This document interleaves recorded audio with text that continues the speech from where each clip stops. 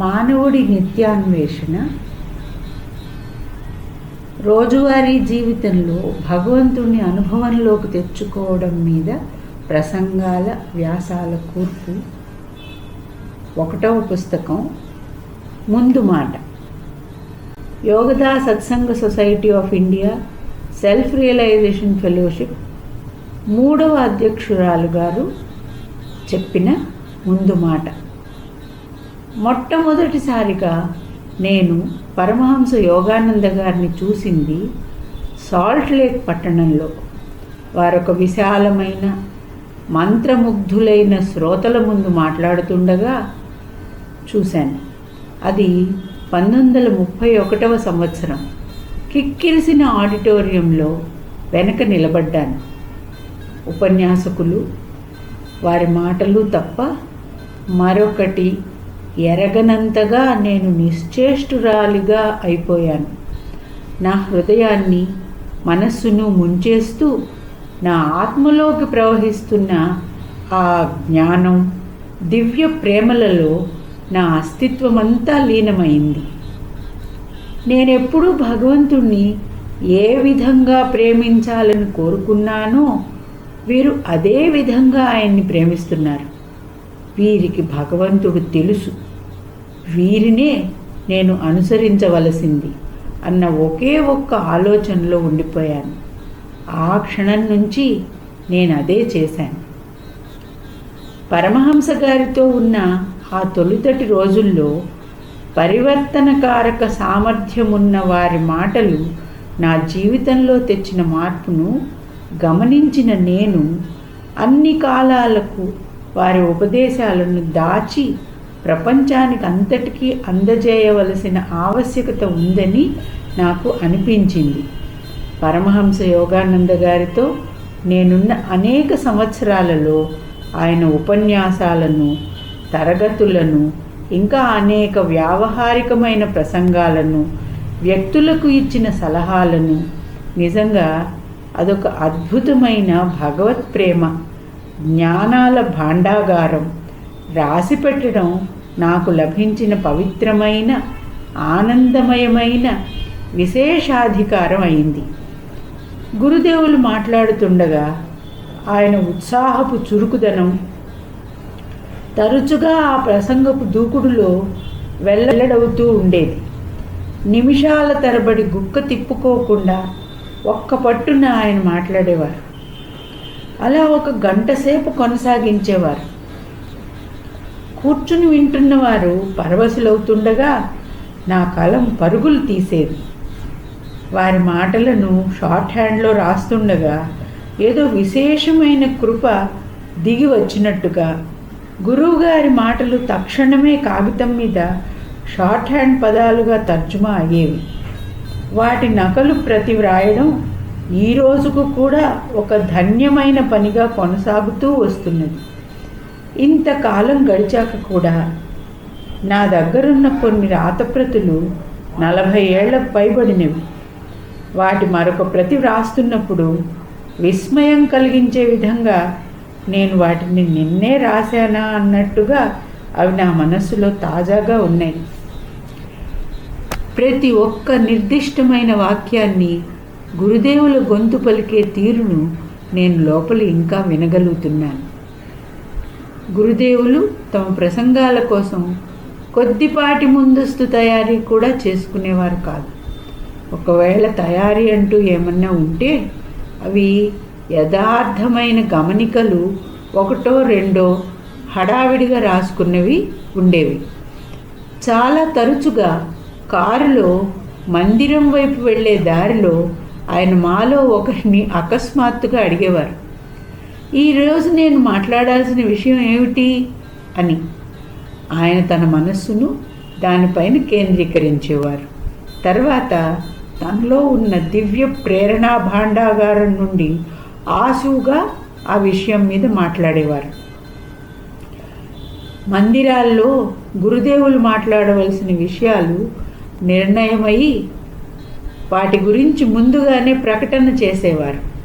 కానీ ఒక్కోసారి వారి మనస్సు వారు మాట్లాడబోయే సమయానికి పూర్తిగా వేరే విషయం మీద ఉండేది.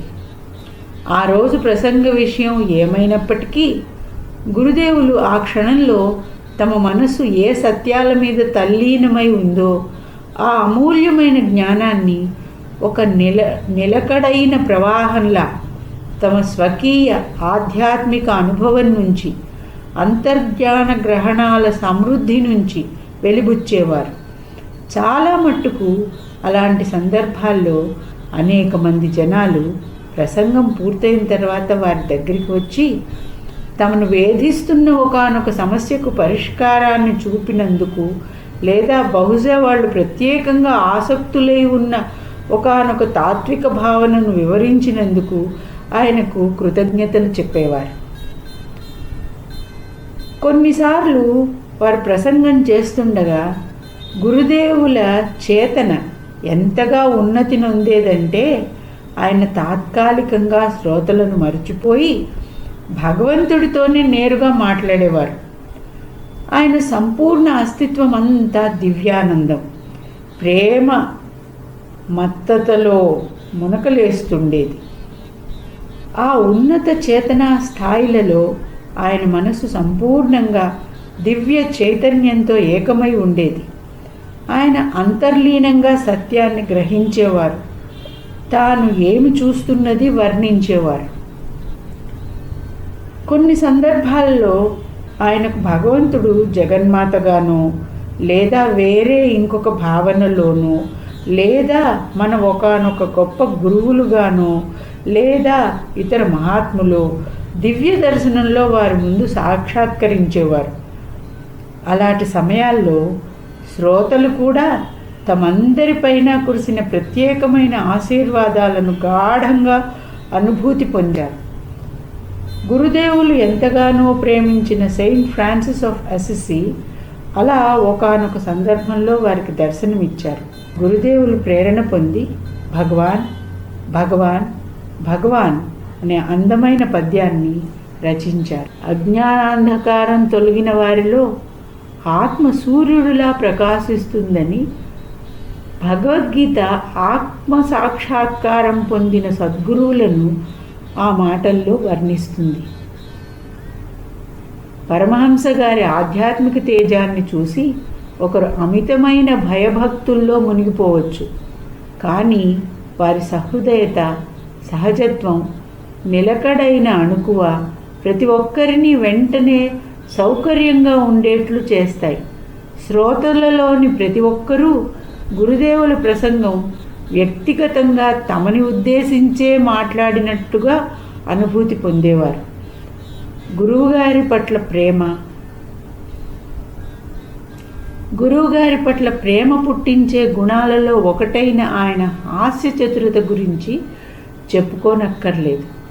ఒకానొక సముచితమైన నుడికారంతోనో, భంగిమతోనో, ముఖ కవళికతోనో ఒకానొక విషయాన్ని నొక్కి చెప్పడానికో, లేదా చాలాసేపు గాఢమైన ఏకాగ్రతతో ఒకానొక నిర్దిష్టమైన విషయాన్ని వివరించాక వాళ్ళకి విరామంగానో, ఆయన సరైన సమయంలో ప్రశంసాపూర్వకమైన ప్రతిస్పందనగా హృదయపూర్వకమైన నవ్వును తెప్పించేవారు.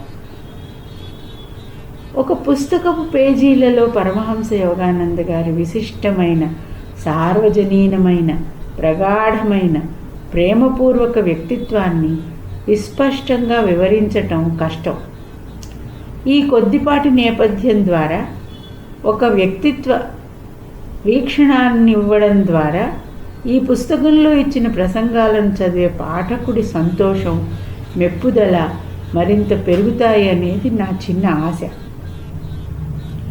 గురుదేవులు దైవానుసంధానం చేస్తుండగా చూడటం, ప్రగాఢమైన సత్యాలను, వారి హృదయపూర్వకమైన భక్తి ప్రవాహాన్ని వినడం, రాబోయే తరాల కోసం వాటిని నమోదు చేయడం, వాటిని అందరితో ఇప్పుడు పంచుకోవడం ఎంతటి మహద్భాగ్యం నాది, ఎంతటి మహద్భాగ్యం నాది.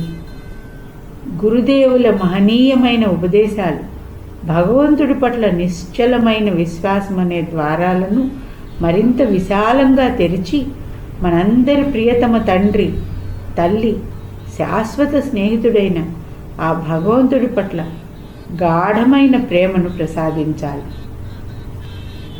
ఇట్లు దయామాత, మే 1975.